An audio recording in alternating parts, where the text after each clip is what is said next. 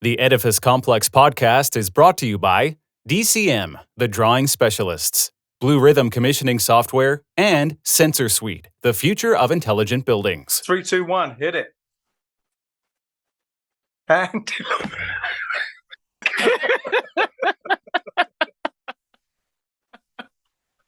that was talk about on cue. Are we doing functional testing? It feels like one of those days. Holy crap. Did you press the wrong button there or what? Welcome to the Edifice Complex, the property design and development podcast. Let your hosts Adam Muggleton and Robert Bean keep you up with who is innovating and doing great work, perspective on the adjacent possible, and challenges to the status quo. I'm Robert Bean. Welcome to the Edifice Complex. We're actually on the spot right now because we've had a whole bunch of stuff go on, but we have a great guest today. I am here with my co-host, Adam Muggleton. Say hello, Sir Yoda. Hello, Yoda. So our guest today, so as you can see, Robert's background is quite a little bit different. Robert's out in the field. Don't know what field he is, but hopefully there's no cows. So he's out in the field. We're still going ahead because we got an important guest today and we did not want to reschedule her. So we got Tracey Jumper here today. Now, Tracey, I have been aware of for quite a while now. I've been stalking her like a crazy ex-boyfriend on LinkedIn. Tracey is a certified commissioning professional. She holds a Bachelor of Architectural Engineering degree from Penn State. Shout out to Bill Blunoth. Yeah, Bill, yeah, absolutely. Anyway, great program, great professor. Tracey also serves on ASHRAE Committee TC 7.9 commissioning. And she's been specifically involved, and what she's on here to talk about today is the new ASHRAE guide on recommissioning of existing buildings. So we're going to talk to her about that. But there's more. It's like the ShamWow, there's more. Right? She's also been featured in USA Today and CSE's Mag's Top 40 Under 40. And she was recently named a top 20 woman to watch in HVAC by Engineering Systems magazine. Now, there's a lot to live up to there, Tracey. Yeah, the pressure is high. Don't let us down, Tracey. We already kicked this off so smoothly. So, Tracey, I'll ask a question. So tell us your origin story. How did you arrive in front of us two mad idiots? Besides the LinkedIn connection, shout out LinkedIn, right? So many new friends because of that platform. To be sponsored by LinkedIn. Oh man, origin story. I grew up. I was. You mentioned Spider-Man and Peter Parker, and so I was a science nerd growing up. So super poor, but didn't know it. Had a lot of resources, so we just used to like hang out after school doing science stuff, and actually to the point of like built a club around some biological stuff that was going on in little old Scranton, Pennsylvania, with the river and the health of the river and mine drainage. And so I had like out of the starting gate, I had like a planetary issue at my disposal. Unlimited science resources, kind of got into just investigation, troubleshooting that way. My spider bite moment, though, didn't come until much later on. And it's so hard to think about this stuff. Like, you think of when did things change? How did I get pegged with existing building commissioning? Because that's what I'm known for now. If I could do anything at this point, what would I do? And how did I get pegged with this like very specific thing? In existing buildings of all things, I joke that half the projects we go into to start fixing, you got to go home and take a Benadryl. I know exactly what you're talking about. Totally. It's not easy, and we need so much focus there. Like it's unlimited work, right? So my bite scenario was I was talking at a Central Pennsylvania ASHRAE chapter meeting about existing buildings and got a call not too long after, and I was doing new building construction, like doing new building commissioning, boring, whatever. And got a call from a new friend or new would-be friend at Hershey, and they said, we have this issue with one of our buildings, and you talked about how existing commissioning is a lot besides energy. There's a lot of maintenance things that we go through in buildings. There's just upkeep that we don't have the resources for. So he's like, can you come out and check out this issue we're having? It has to do with the smell. So you go out there, and it's like, this is not some like chump facilities crew. This is like baller, like you're intimidated as soon as you walk in the room. And they had brought me on as their expert to investigate this odor. And now, like, this is kind of a teaching moment that I use in all my classes now. But, we have issues in buildings that are performance related, energy related, and sometimes it's like these weird things, right? We joke that you can commission paint if you wanted to.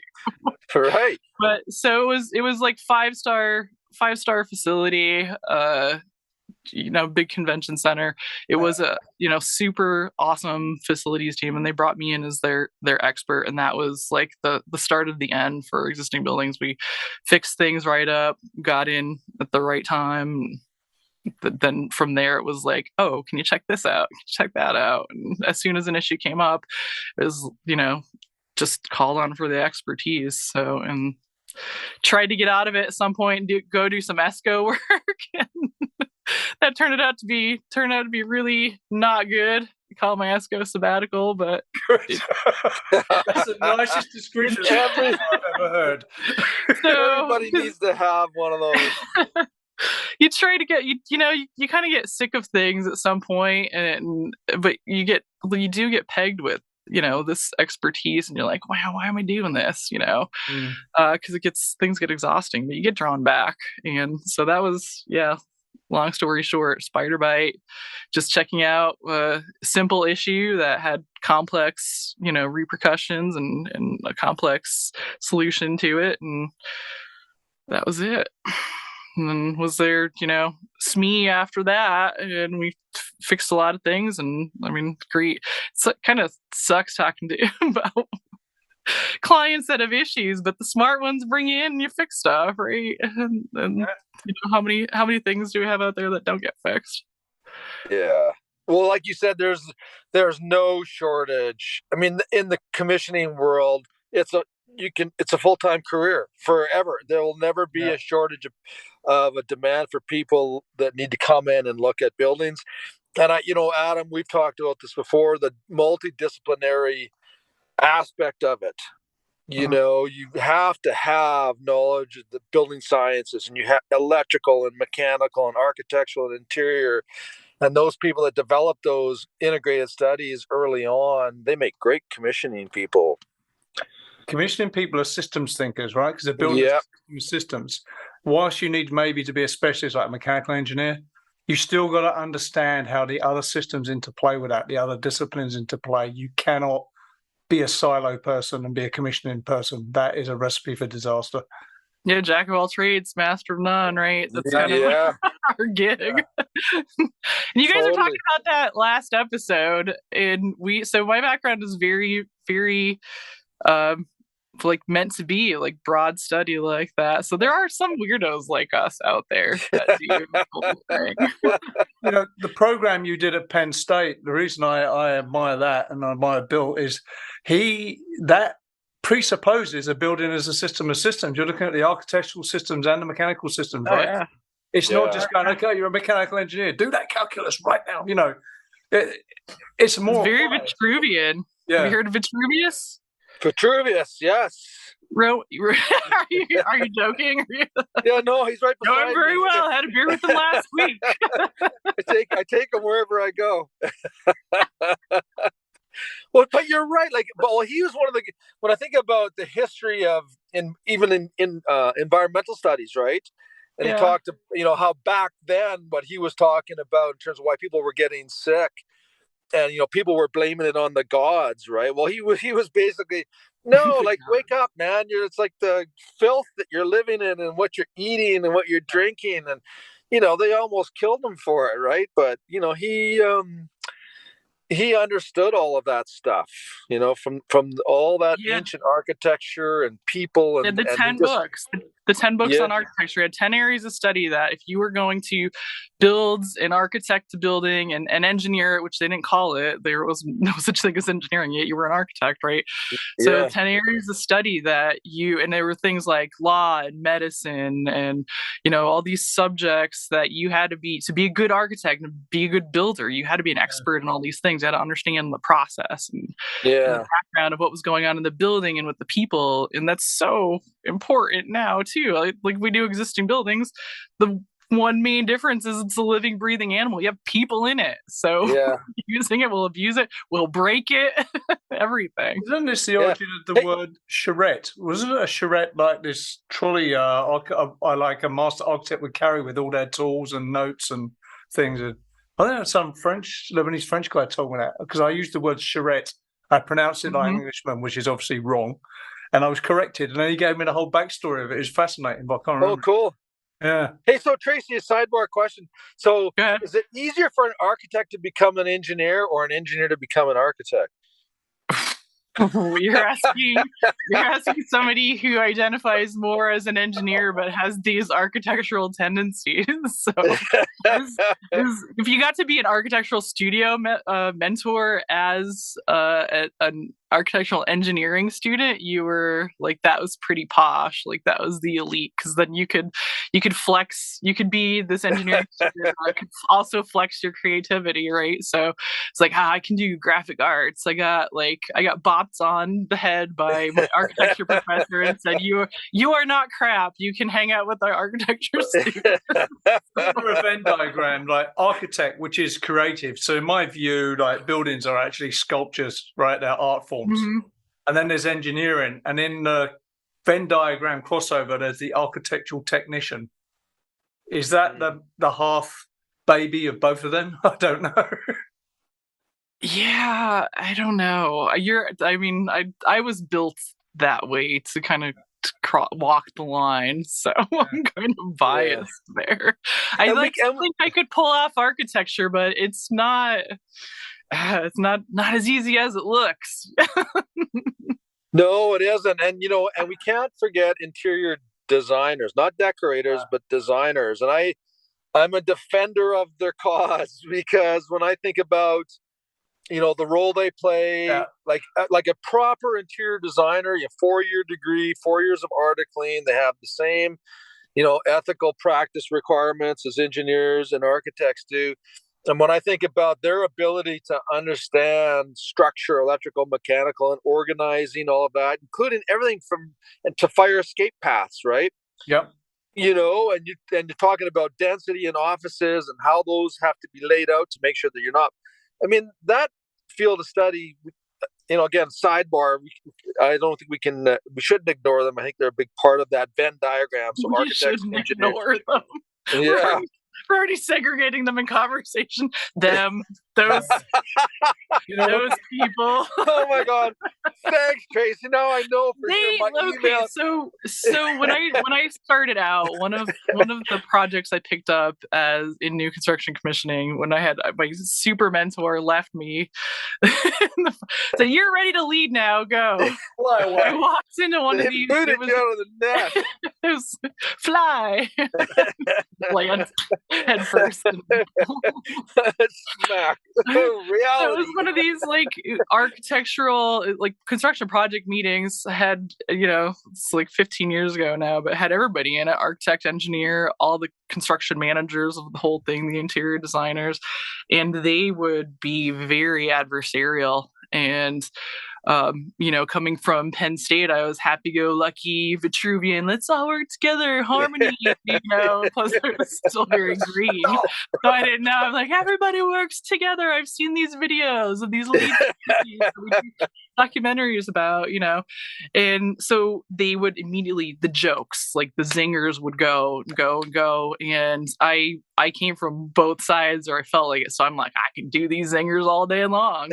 And the best thing was to just stop and focus jokes on anything else, the project itself. And it really turned things around like 180. So, I just did that here. Good news Brought things to a halt. No, it kept things going smoother. It's not easy or adversarial, because the architect, whether we like it or not, leads our processes, locks in our fees.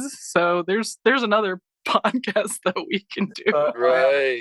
I have so it's To go down that rabbit hole. So love architects. We love all of our interestingly, in some parts of the world, the UK in particular, the power of the architect has been superseded by the power of the project manager. Yep. And that's probably the future in North America. North America tends to lag sort of good practice by one generation. I'm allowed to say this. I'm Canadian, so don't get upset, everybody.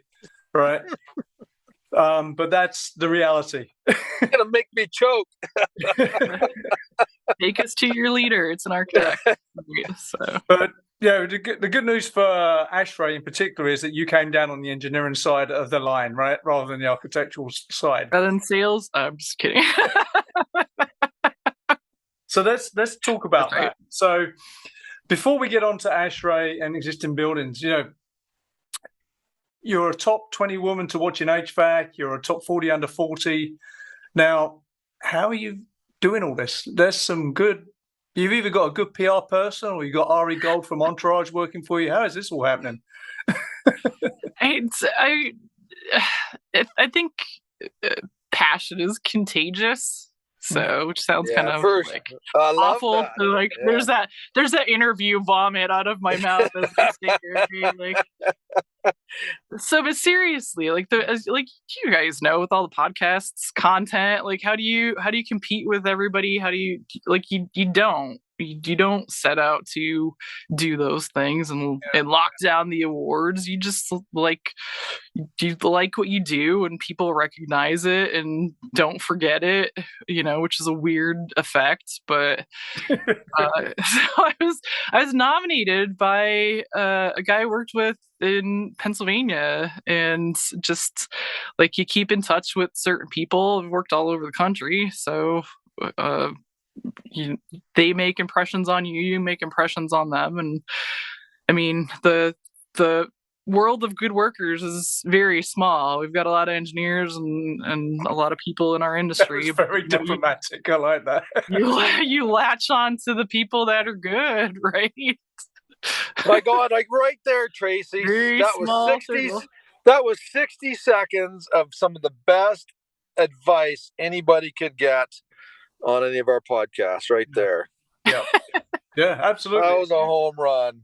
You said that so well. Rather than saying most people are shite, you went, yep. There is this absence of... That was well done. Well, commissioning brings out the diplomat in you, if nothing else. I was never either do that hammer down approach where you come in and this is the way we're going to do it. This is wrong. And I don't know. So basically, you're killing them with competence. You're not going full Khaleesi Game of Thrones here. You're just killing them with competence and persistence, right? And passion.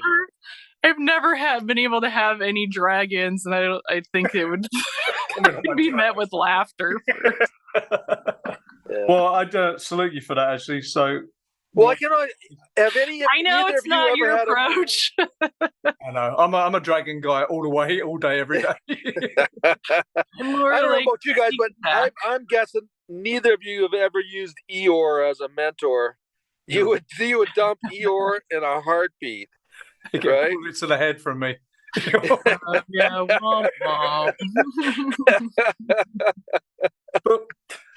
So look, how did you? I mean, you're head of a big team at EMCOR, right? You're running the ESCO or existing building. What's your role there? It's director of commissioning. Right. So it's over. How big a bucket is that? Offices all over California, from Sacramento down to San Diego, basically Southwest, Arizona, Nevada. So I'm in Las Vegas. We're 20 plus offices because we have a lot of little branches and things. So a lot of people. We have 1,000 people in the company, and our commissioning army is made up of our bunch of technicians. We work a lot with engineers, but it's a little like conglomeration of like using what you got, right? Using the talent that's already there for the process. So we identified that it was bad business to come in and add another layer to anything, but we want to maintain the oversight. So yeah, we have a pretty big crew of people I don't directly oversee, which is, if you could do that. You're like the hat on top of the hat, right? Yeah. Okay. So you're competing with Myers Marcus at Stantec, that sort of thing, right? Yeah, we don't run into each other. So we're a mechanical contractor. I should have said that to begin with. So they're professional services. I actually don't know what they do on the service or the labor, like the installation side, but that's what we do. So EMCOR is like a turnkey contractor.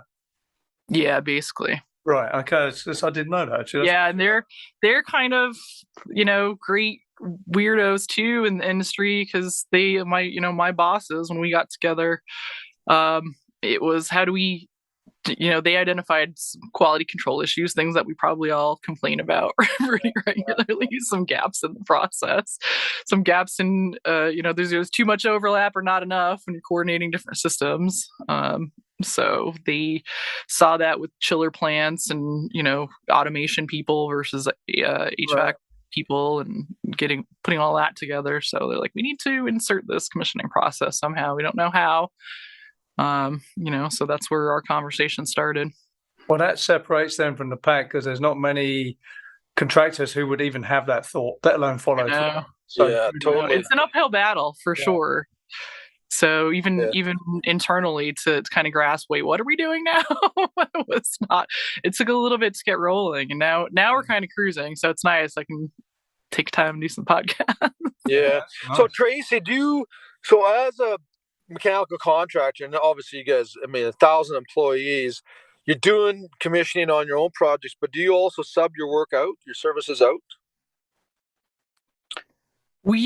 So existing buildings, right? No two projects are alike. So we run the whole gamut. We work with third-party commissioning providers, so we do third-party jobs on bigger renovations. Yeah. We do have things where we just have clients that say, let's check this. Let's, before we, introduce this new automation system, let's see how the facility's running, and let's do some testing, and, or we'll have, we don't do dedicated, we don't want to be a commissioning provider, right? That's different. That's its own thing. I had a bit before being on the contracting side. You don't ever want that to compete. So very, very strictly, it's kind of like engineers when they try to do commissioning. It's like, are you doing engineering or commissioning? And kind of discredits your main gig, right? Yeah, there's a conflict. Yeah, so that's why I was asking the question. Yeah, we don't want to sub out like that. I'm very strictly against that, because short term it works. It's nice to get some big contracts. You can lock down $500,000 commissioning contract, and that looks good on the books, and you get a couple of those, and you think, if we just like stack these, but then you start to take away from your tens of millions of dollars kind of jobs, hundreds of millions of dollars. Yeah, that's a very good point, actually. Mm-hmm. So existing building commissioning, before we go into the ASHRAE stuff, let's just talk about that. So commissioning is not well understood at the best of times, and existing building commissioning is even less understood. So I have multiple clients who think existing building commissioning is an energy survey. Yeah, it's tough to explain because it's existing buildings, right? They're just but they're just around. We have the material. We have like the buildings to work with. They're just there all the time, right? So why isn't there? As I'm sitting in a building, why am I not doing, working on it or improving it or thinking about it? But so it's hard. So do you think it's hard to sell it as a concept? Because I think you got to sell a process to get people to understand it, right? But you go into most buildings and go, we're doing an energy survey. Let's change the lights, Let's change it to LEDs. Every energy retrofit every commissioning existing building commissioning job, 80% of them end with a lighting retrofit or a chiller change. End. Mic drop. Moving on, right? No one looks at how the control system, there's a whole process of like, what's it doing now? Can we tune the controls up? Yeah, it's kind of driving those conversations. So that's the hard part, right? Yeah. So I teach existing building commissioning. We put this standard together now. So standard is like super minimum. Like, what if you told me like how do you define existing building commissioning at minimum? What is that? So that's what the standard is now. We actually wrote it down, which is great. That's good, because that's what was necessary. Not easy to define. It's like at the absolute minimum, what can you still do and call it existing building commissioning? So the conversations usually start out with energy, because energy has incentives behind it. Yes. You guys, I think one of your last podcasts, you were talking about how that's not really good driver in these parts. Like in North America, energy is cheap, relatively speaking. So, it only drives so much, but like there are incentives. So that's the first conversation you have is, can we access any of that money? We don't have any of our own money to improve and renovate and fix things like we should. So you change that conversation into, okay, well, you're probably going to need some capital improvements at some point. Like, wouldn't it be cheaper and smarter to see what's broken first, right? Let's actually get some data on everything. So it's changing the conversation, and that's kind of like a sales pitch, and that's exhausting, especially if you're very technical and you are an engineering type. If you can't have those conversations, you're already like, you can't start down the path. So you're never going to get to that project. So it's good to team up with the salesperson, kind of like that's how you kind of reinforce your own skills, is that when you're not an estimator, when you're not an energy engineer and you don't want to do those energy. Yeah. Team up with those guys, right? Yeah, frustration is never a way to start a sales process. No, and then no resources, and you're like, what are we talking about here? Okay, so you have no money. Yeah. Don't you want to get to this incentive that you probably can't access, or probably isn't really good because everything's so cheap anyway. So I had an experience a few months ago where someone said, we want to do existing building commission. I said, well, look, why don't we just look at how some trends that may come in, look at how it's all operating, and maybe we could do some set point resets based on outside air. If it's 40 degrees outside, it doesn't need to be 21, it could be 26, and everyone be happy. And he good just moves. went, good soft moves. I want a new chiller. He wanted me to make it. Can we buy down these windows based on some control scheduling, like pre-programming? Yeah, I mean, you can do that. It's good. It's good to bundle for incentives, right? Now we sound like a insurance commercial. And then it turned out there'd been someone like staring at the BMS, but not really playing solitaire for 20 years, and like nothing had been done. You know what I mean? So the list is long, right? And then. So then, I mean, the kicker all the time is just get the conversation going in the right direction. It's like, okay, you think you want energy, but you have all these issues, and let's get everything, straightened out. Like this is your chance. And really, the barrier to entry is just have the conversation. Like, it doesn't take that long. Yeah. Like it's like thousands of dollars, or maybe tens of thousands if you've got a giant complex, but. Yeah. Like, it's really easy, and really inexpensive to do the actual, investigation and get the data. And what that gives you is a report that you can hang your hat on. If I thought something was wrong, I'm not suspecting anymore, right? So I have something I could sell and pitch conclusively to somebody else and get the money for, here's the things you have to fix. There's not millions of dollars, but we can do these improvements that might be a little bit of money here, a little bit of money there, and it might add up to that over time, but you're doing it in a smarter, more palpable way. Things that you can. The baseline. You need that baseline to refer to, right? This is where we were. We started. And you need your starting point. Yeah. Am I good, better, best? Where am I on the chart? And that's not a bad way to, when you're reporting, like get creative and put, you think of like when you're buying software or when you're buying anything on the internet, like what features does it have? Do I want good, better, best? Where am I in this whole process? What does my equipment look like? Can I settle for good and live off of that for a while? Does that satisfy my needs? So let me know. Green, yellow, red. That's it. But usually you don't have a good picture of that until you measure stuff. Yeah. How prominent are ASHRAE? So ASHRAE, like in certain areas, like thermal comfort, or certain things they're very strong in. Their guides are almost like standards bordering on code. Do you know what I mean? Super polished. Yeah, they're written for that. Yeah. Blow the cobwebs off it, and no one knows about it. So if those are two ends of an extreme, where does the existing building commissioning standards fit in that? Are they well known?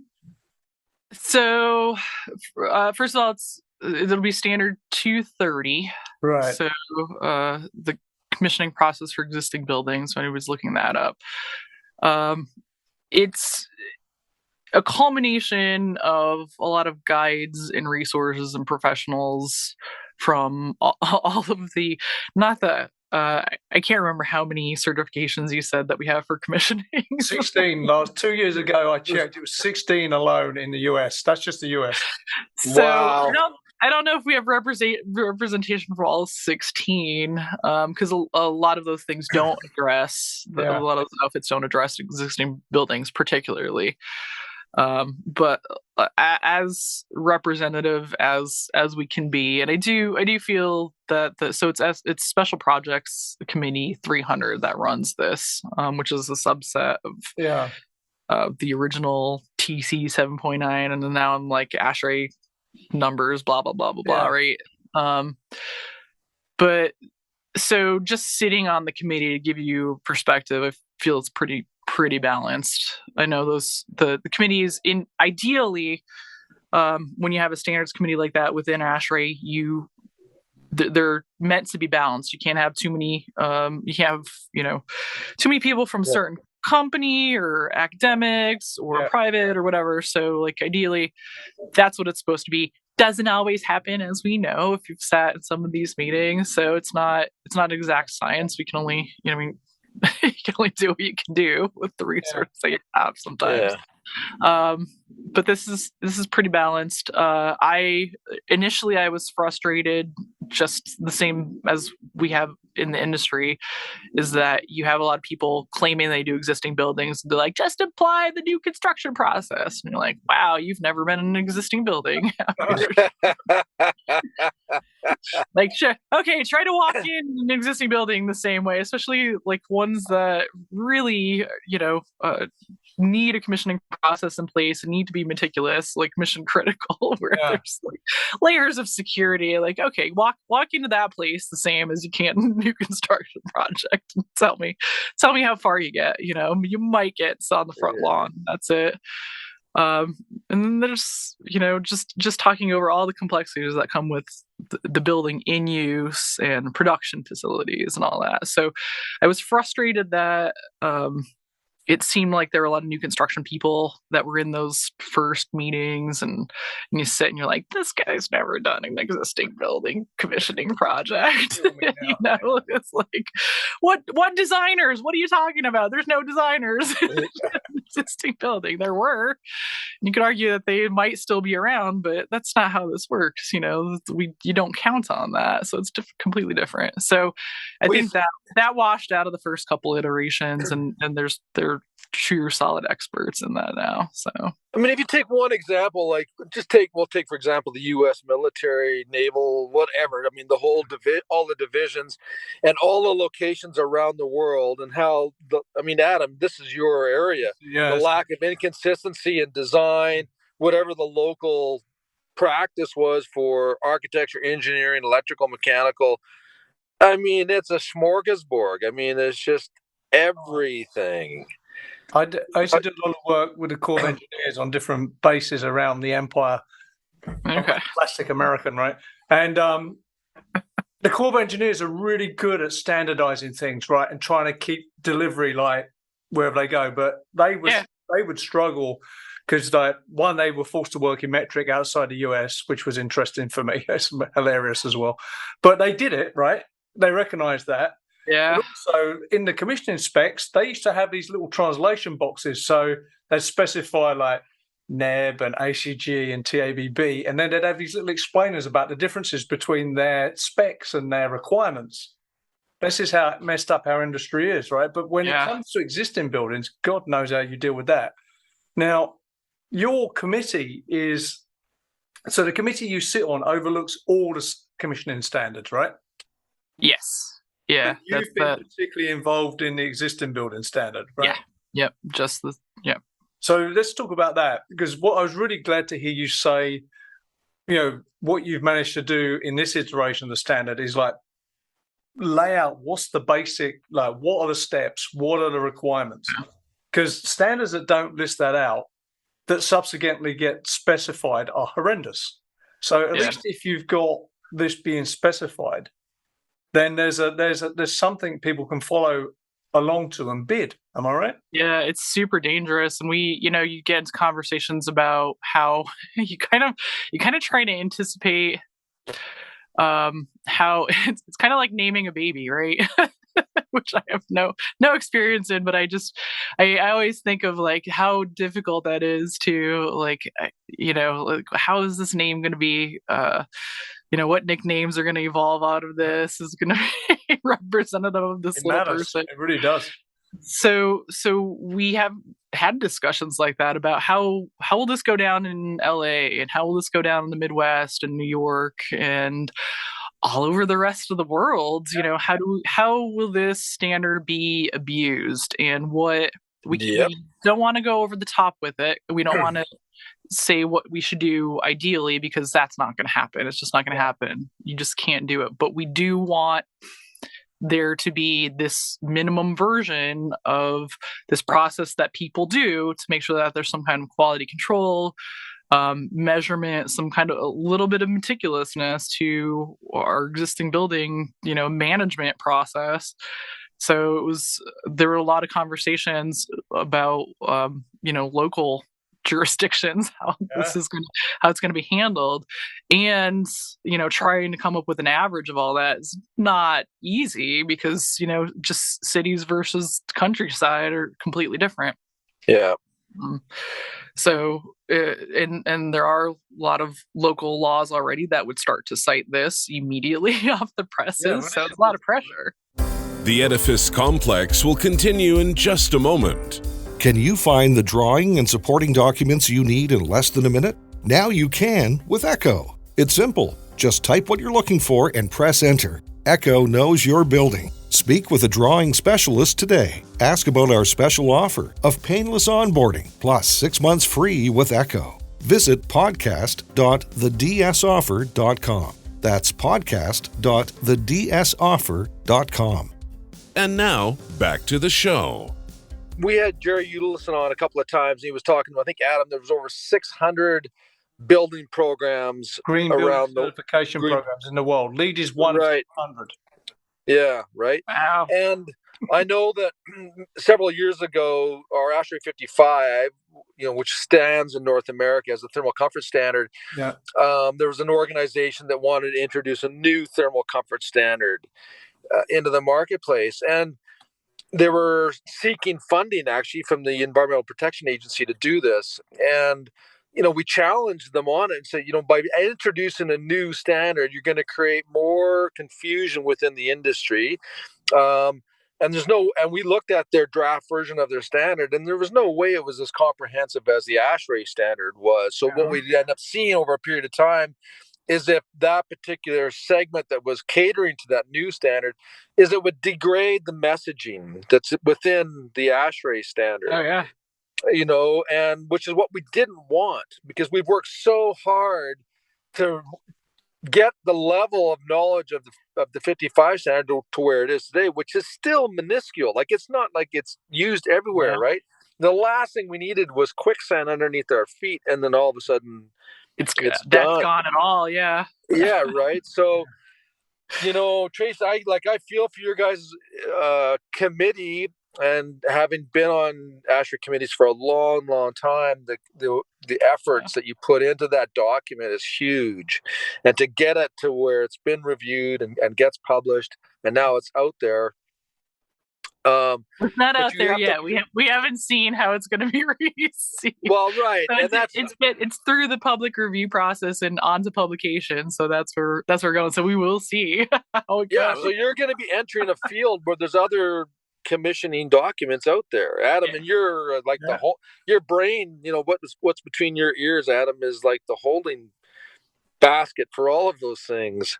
I don't know about that. It's more like a chaos monkey in my brain.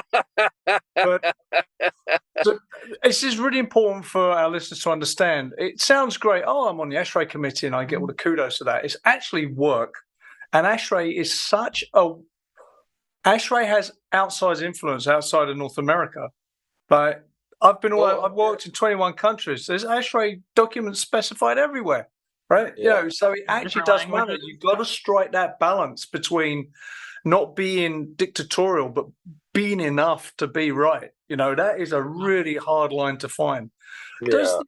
Does the new document coming out? What sort of language does it use? Does it use shall or should, or I hate should? So should and may, you may as well just put don't do it, right? Does it use the word? Actually, so. Off the top of my head, it's I've been out of the document. Like you on the head. You're trying to think of like standard. So it's standard because it's a minimum. It should be should, right? Like this is like the minimum basis. If you're not sticking to the standard, you're not doing existing building commissioning, right? That's the definition of it. And a lot of code, the least amount of what you can do. One of the things that we look at in terms of within ASHRAE and the codes is if that standard is going to get adopted within the code, then it has to be in code language. Yes. Thou shall, whatever, right? Shall, is that code then in shall? Yeah, right. So if you think about 62.1, which is in code, like it's in the Alberta or North National Building Code of Canada, and of course it's referenced in the U.S. in various codes, then that language is written differently than, say, standards that aren't anticipated or there's no demand for them to be in codes at that particular point in time. So a lot of it's pressure, how a standard should be written, and that pressure comes from industry. Well, if someone says, well, the ASHRAE commissioning for existing building standard ought to be in code, then the committee will be challenged or charged with changing the language of the standard. Yeah.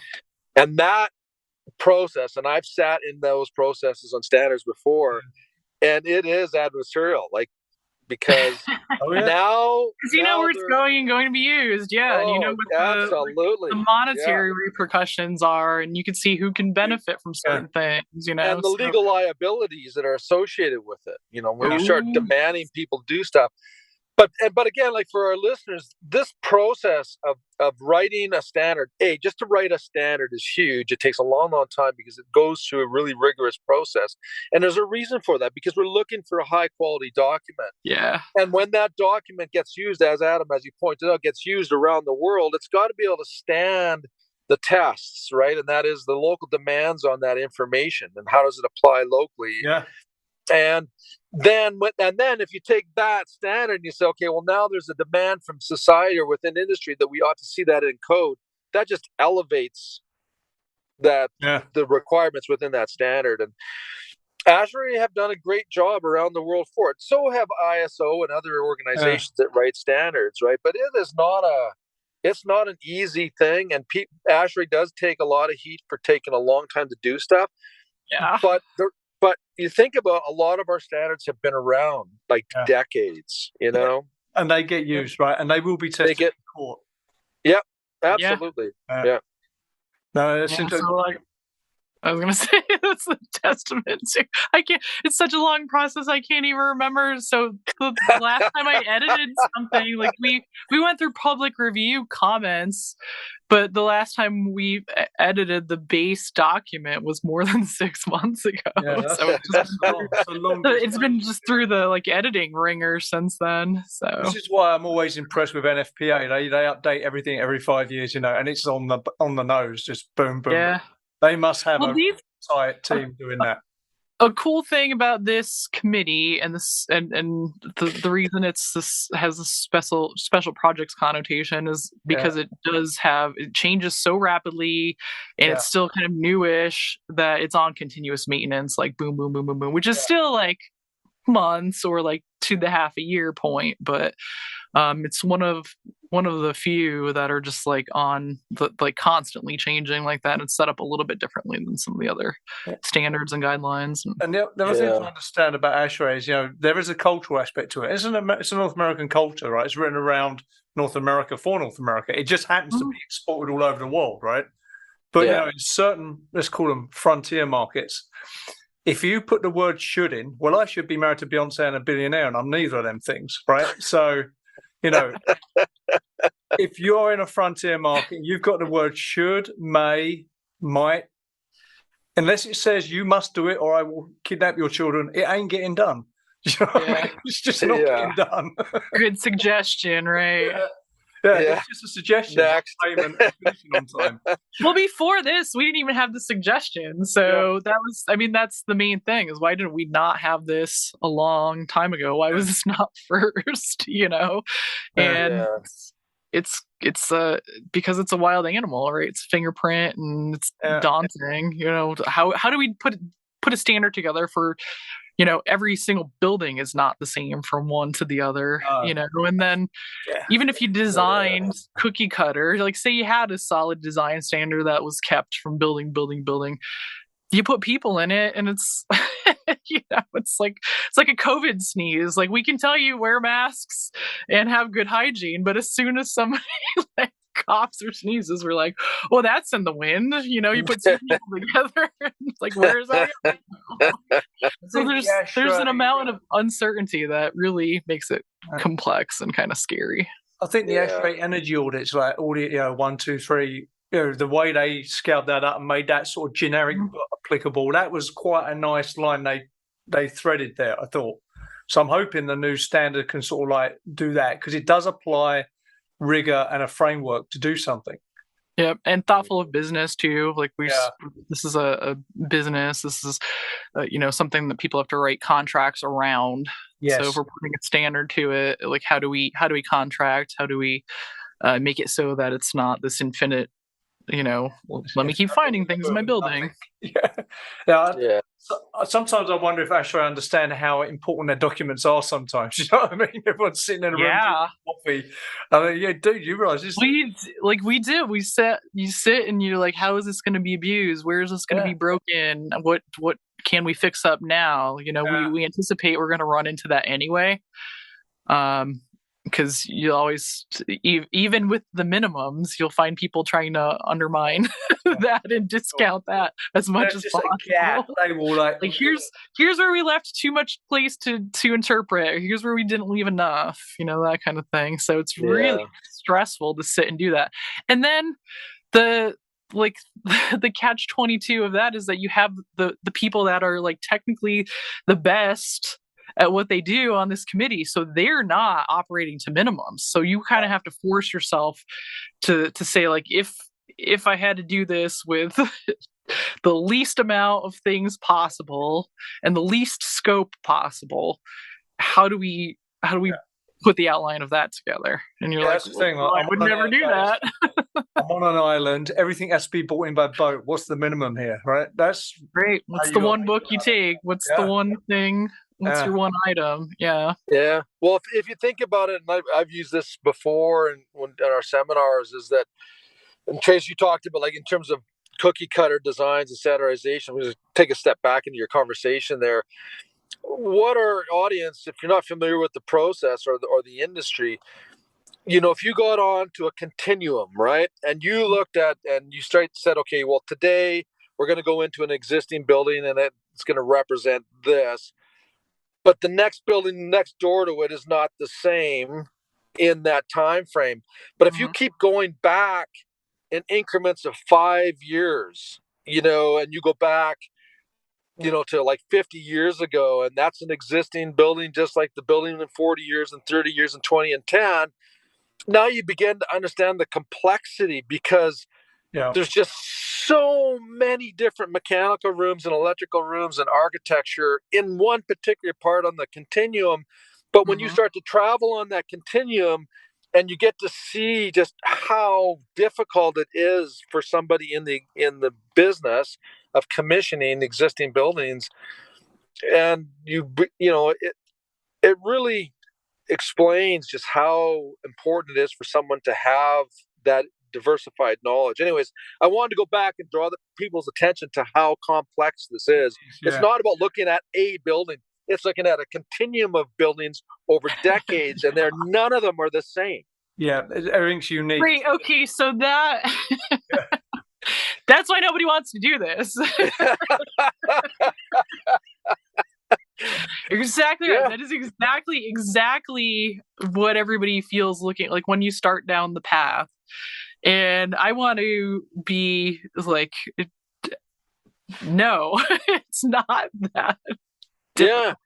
So, and what we would do, I want to change that conversation if we can. So, because you stated that perfectly, of why, like, so complex, infinite things wrong. Where do I even start? You know, like, how do I eat the elephant? It's exactly that. Right? Yeah. So, and there's a message here for manufacturers, and I cannot emphasize this enough, folks. For all the manufacturers listening to this, you know, when I think about a manufacturer producing a variation of an existing product, so they make product A, but then some competitor comes up with A plus, right? So now the manufacturer goes, well, our competitor have done A plus, well, now we got to do B plus, right? And so they create this inventory of, you know, of a product that the reality is that A was fine. But the competitor made it A plus, so now everybody has to make A plus and then go to B and then so on and so forth, right? Oh my God, you're overwhelming.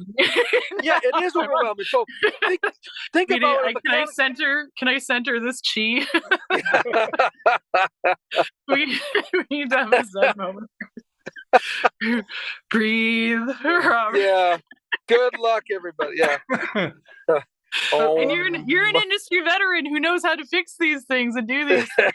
So it's kind of like, this guy's going nuts about it. You can see like the infinity mark on these existing buildings. Like, how do I even start to write a contract around that? How do I scope if that goes on and on and on? So this is where we start to have the like, all right, you came to my office for a reason. What was that thing that finally like set you off that you want to start like checking into these things now? And kind of the easiest way to think about it is like the doctor's office conversation is like, everything hurts. There's so this head to toe. This is so complicated. That's why we have like so many subsets of doctors and things, you know. So that's why we have so many like separate building professionals. Like, we can't have hundreds of specialists in here because we don't have money. Right? We have all these problems and no money. So it's the same thing going to the doctor. You don't have money walking in that office either. But the thing that takes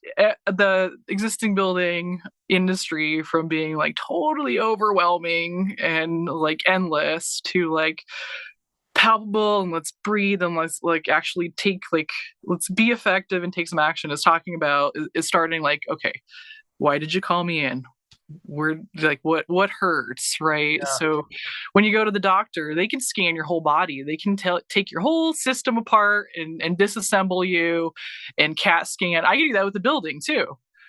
Let's do blower door tests. Let's put data loggers on everything. You know what that costs? Millions and millions of dollars. And we don't need to do that, right? Yeah. So we can start to talk from like, where do we start? What's bothering you most? And then let's talk about the next thing that's bothering you. And you could actually budget around that stuff. You could budget around the time that it takes to investigate those things.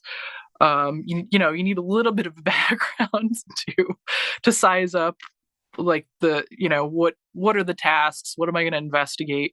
But it's really common sense, like thinking through, like if I had to check something out, if my belly hurts, what's the belly? What do I need to check that out? What do I need to measure? What controls are already there?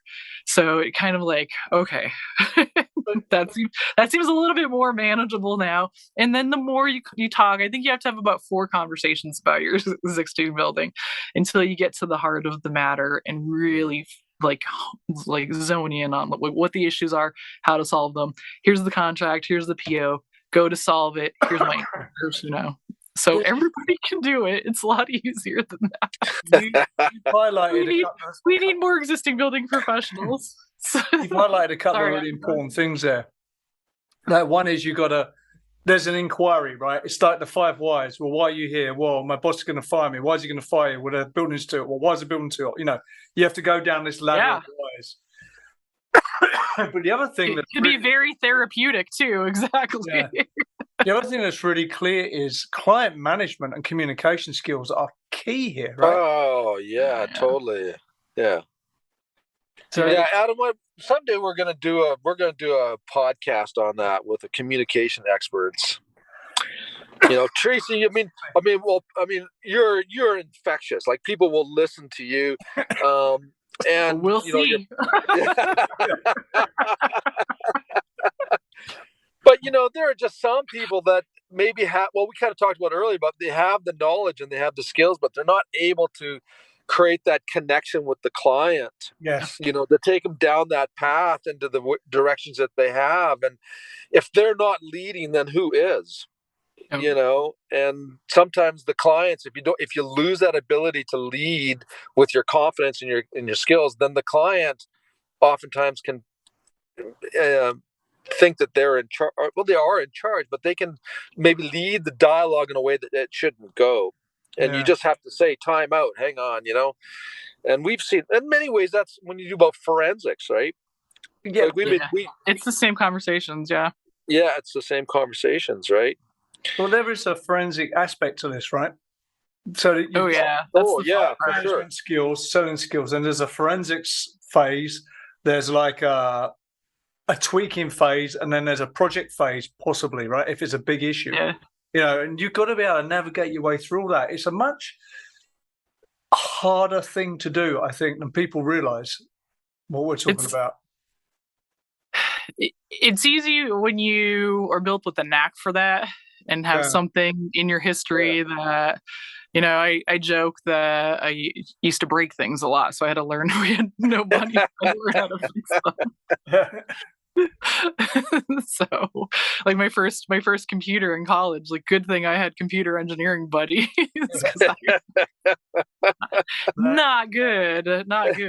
So this is what's coming out for me so as a market opportunity, it's massive, right? If you take the whole total built environment, 99% of it's existing buildings and only 1% is the sexy new stuff, right? Yeah. Everyone focuses on that 1%. So there's a massive addressable market here, but it is not for the cowboys, right? You got to know what you're doing and you got to be able to run it and you got to be client focused and you got to be forensically minded and you got to be solutions oriented. It's quite the conundrum, actually. The people that are built for it think in flow charts. I think new construction, everything's in series 1, 2, 3, 4. If I could follow steps down, then that's fine. But this is more like if then. So if you're kind of that like coder kind of like logic based thinking, that kind of suits you to this kind of work. I'm just thinking of things that people ask me, like, how did you get into this, or how do I build somebody that is good at troubleshooting? It's like, well, just be that already. Well, recruitment's another issue, right? How do you find people with these skill sets? They're unicorns. There are unicorns trotting around out there. You got to find them if you want to do this work, right? Yeah. I think it's getting better as long as you understand that. As long as you understand that you're going to be, climbing ladders and you're going to be in the boardroom and on the same day. You gravitate towards that, then good. Those are the people you should be looking for in these, roles. Somebody that can talk to a CFO, as well as, facility manager. That's a very technical person, and it's very business person. So those are two different mentalities, and that's a lot of brain range and a lot of conversation range that you've got to have. But that in itself is its own thing. Like, I like to do that. I like to, jack of all trades. That kind of thing. Well, you got to think on your feet, that's for sure, and because you're stepping into a battle zone, and lots of things going on, and you got to be able to get, the noise pollution that's around you. Oh, yeah. And it's huge. You got to uncover agendas, right? Yeah. We're getting close to the end. I got one more question on the new standard. So, were there facilities managers as part of the? If I'm doing a commissioning standard for new construction, probably no FM people there. Were there FM people involved in the production of this? I mean, everybody's backgrounds are kind of varied. They're mostly commissioning professionals, though. Okay. So, and I think, we advocate for the facility manager a lot. So I think we feel like we cover that ground.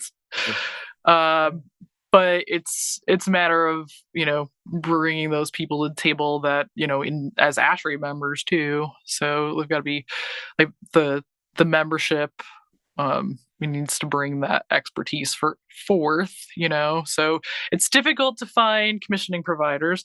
It's difficult to find existing building commissioning providers. It's super difficult to have somebody sit at the table and have the expertise for or weigh in for the standard who's existing building, existing building commissioning facility manager.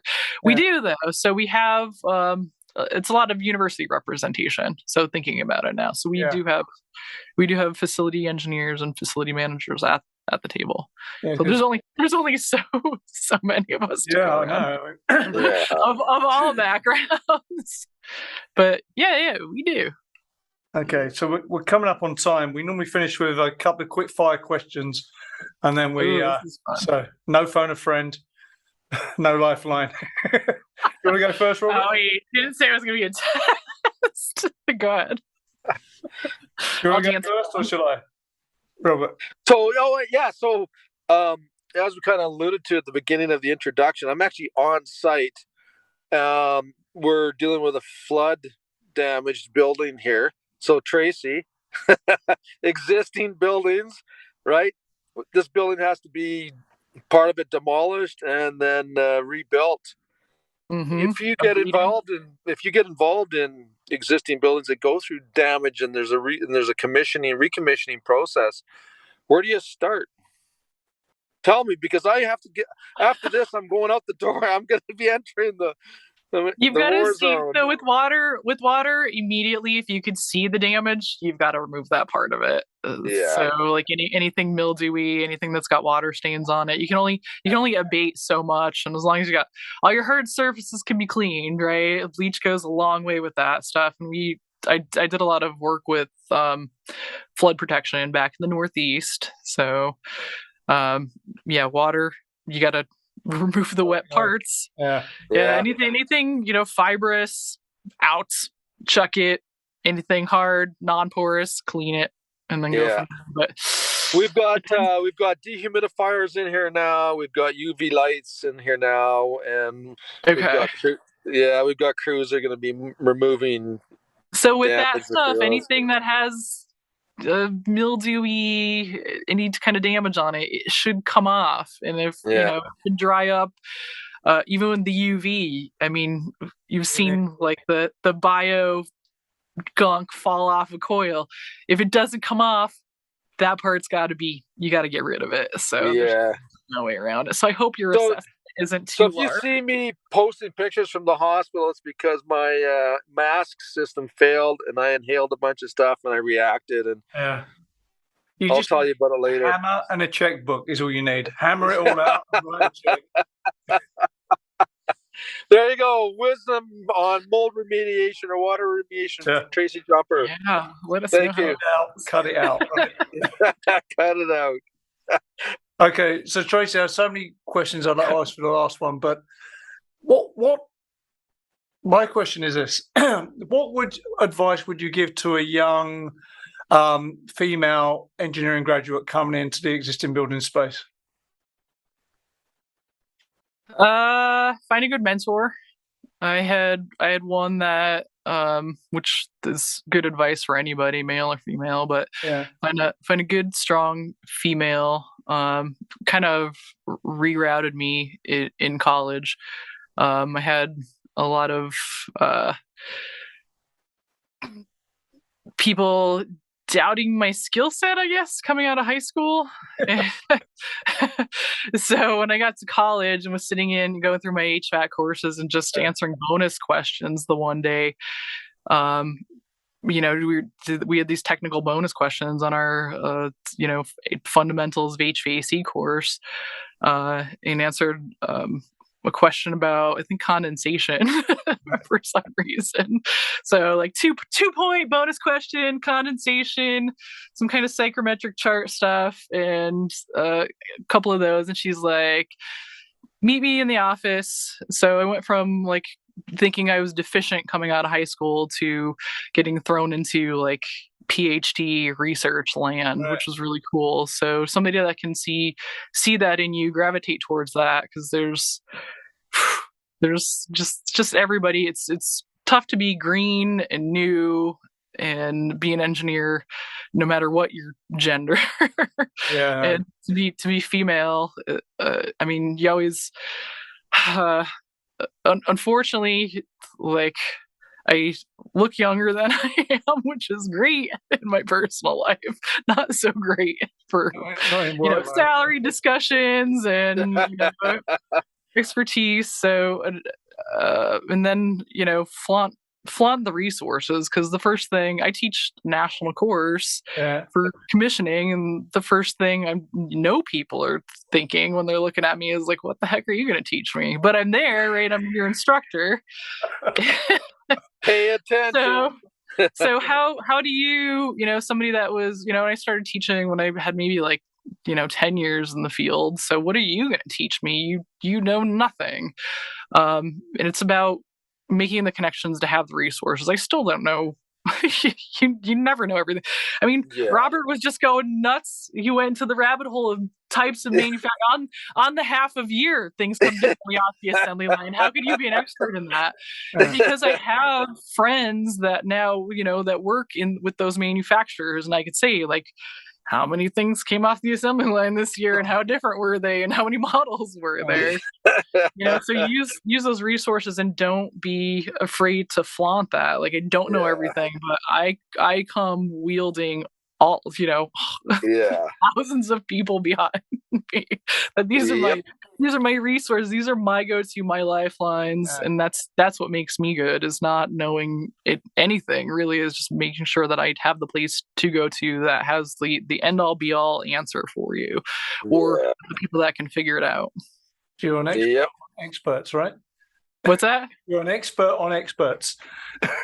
Yeah, this is the best way to go, isn't it? Resources. So, just to wrap up, then, another accolade that we haven't really spoken about is you teach a course. Just tell us quickly about that. Oh yeah, so we have the Building Commissioning Association has a 4-day course. They do 2 days on new commissioning and 2 days on existing buildings, and it's been tough over COVID, because it's like this, where you're just virtual, and the benefit of that is being in person, telling those stories, very Socratic, like, just you learn from the cases, right? So you can go through, like, tell me another story, and those people, I tell them, take those stories and make them your own now. But it's a long 2-day session, and we go through everything existing buildings. Is that a pre-certification exam course or just a general course? Well, none of them are, because I think so if you have an ANSI certification, the people that teach, there's only certain people that can put the questions together and see the actual test. So you can't, like, those teachers don't technically have the answers. However, do have the certification and do remember some of the testing, and can, I mean, the idea is to test as a commissioning provider, right? So make sure that you're refreshed as here's all the things you should know to be that, good, best in class commissioning provider. Yeah. It certainly doesn't hurt doing the course, right? If you want to become a certified. No, it's a good refresher. It's kind of funny though, because commissioning provide we're write your answer out. We're not ABCD multiple choice question kind of people. So we do. It's kind of funny to see people go through the ringer and take the test multiple times, and you tell them no, it probably has nothing to do with your job. You probably just bad test taker and the standardized testing. So it's kind of just seeing people write out long form on paper would be hilarious, quite frankly. You don't see that very often, do you? Yeah, so there's and then just to finish off then, so what is the name of the new standard and when does it come out?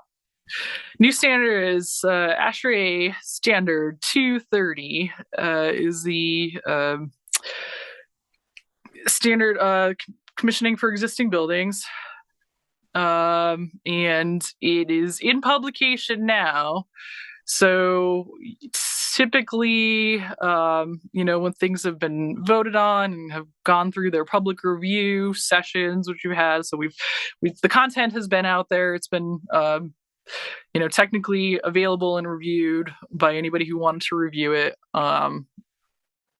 And now it's actual in the printing process. So hopefully for the winter meeting in Atlanta in January or February, early February, right? End of January. So Q4 this year-ish. Yep. I mean, that's as precise as you can be when there's a big organization like ASHRAE. I know. It's such a polished process, and just I ask questions being on the committee, when will we have this? And it's kind of here's the timeline, and here's the period of time when it will be released. But that's all right. That's good. I mean, the end is in sight, right? We know it's coming out probably. And it's so I think cool. The industry needs it. It's going to be an important one. I think the industry really does need it. So, thank you. Well, congratulations to you. Congratulations to you, Tracey, and the crew on the committee. And it's a big job to get it done and get it published is a big thing. So well done. Yeah. Shout out ASHRAE 230 committee. Awesome. Okay. Well, look, thank you very much for coming on. It has been awesome to finally meet you on Zoom and talk about what you're up to. It's awesome. It's a great example for everyone. Yeah. Thanks, guys. The Edifice Complex will continue in just a moment. Are you struggling with paperwork, spreadsheet overload, and project management? Then Blue Rhythm is the solution to help you. Streamline your commissioning and project management process. Go paperless. Increase efficiency. And save money. Blue Rhythm is commissioning and project management software by practitioners for practitioners. Adapting to your workflows and processes, and doing things your way. Blue Rhythm provides painless and fast onboarding by bringing your existing workflows, forms, checklists, and issues logs into Blue Rhythm for you. You can use their pre-built templates to customize your commissioning workflows. And Blue Rhythm can fully handle the transition from your current software platform. Blue Rhythm is secure, scalable, and reliable, backed by amazing support, and accessible 24/7 on any Windows, iOS, or Android device. Why are you still using paper and hard-to-control spreadsheets? Start your free Blue Rhythm account today at bluerhythm.com. Are we there yet? Yes, we are. The future promised real-time monitoring and control of our buildings, and now that is a reality with Sensor Suite. The only question you need to ask yourself is, how much energy and water is my building wasting each year? Sensor Suite will do the rest. With Sensor Suite solutions, any existing building and equipment can be retrofitted with smart sensors and controls that generate an industry-leading high-resolution data feed, unlocking a level of operational optimization and visibility across your entire building portfolio. This allows analysis and targeted interventions that turn old analog buildings into intelligent, energy-efficient grid resources, allowing monitoring and control at your fingertips through Apple, Android, and Windows devices. Make a difference to the environment and start saving money today. Go to sensorsuite.com or call toll-free 1-855-773-6767. And now, back to the show. That was great having Tracey on, Adam. Well done on coordinating that one, and such a great story. And I love her passion and her enthusiasm. And she really gave a one-on-one lesson on making those connections with clients in a technical world. And for those that are doing the listening on the follow-up on this podcast, go back and listen to that 1 minute, that 60 seconds of wisdom that comes from somebody that's been in the trenches, very much an engineer's engineer, but she obviously understands that connection with the clients and how to communicate and get things done. And that is everything, Yeah, I mean, you can see, having spoken to her for an hour, I mean, I've been aware of her through the industry because she's a very high-profile person in the industry. She'd never say that herself, but she is. And it's well-deserved. I can see after this 1 hour discussion with her why she is successful, right? Because she's, in acting, they call it the triple threat. They can sing, they can dance, they can act. Well, she's like the triple threat, right? She can absolutely. She can do the client management. She can do everything. She's got that whole thing going on. Which, if you're an employer, that to find that in one person is a really unusual skill stack, right? So it's well deserved, I think, her success. And I mean, she's young, relatively, right, compared to you and I anyway. Everyone's young. But, she's got a long way to go, I think. Yeah. I just, because I got to get back onto the job site here, but my final words on this particular interview is, I cannot emphasize this enough, Adam, and we've talked about this before, is men particularly have to get over this gender thing, looking at when you're talking to a professional, it's not about gender. And it drives me absolutely insane when people make these prejudgments about someone's capabilities or skills. I don't care whether you're women, if you're men, if you've got the right attitude, you've got passion, you've got enthusiasm, you're going to work hard, you're going to put your education, your reputation on the line. You're going to make mistakes. You're going to learn from that. You're going to move on, and you're going to share and charge for that.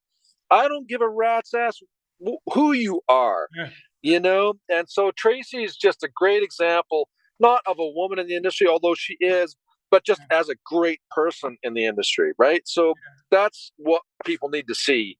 Yeah, if I was a woman in the industry, I wouldn't like that tag because, but she's just pushed through all that and competence. Yeah. Competence beats everything, right? Be so good they can't ignore you. There's a great example there, right? I should probably finish it there. That was a mic drop moment. Tracey is so good you can't ignore her, right? Exactly. Drop, done. Out. Awesome. Okay, man. I'll see you on the next one. All right, Adam. Thanks. Cheers, man. You've been listening to the Edifice Complex podcast with Adam Muggleton and Robert Bean. To access show notes for this episode, visit edificecomplexpodcast.com. If you have enjoyed this podcast, please leave us a review on iTunes. See you next time.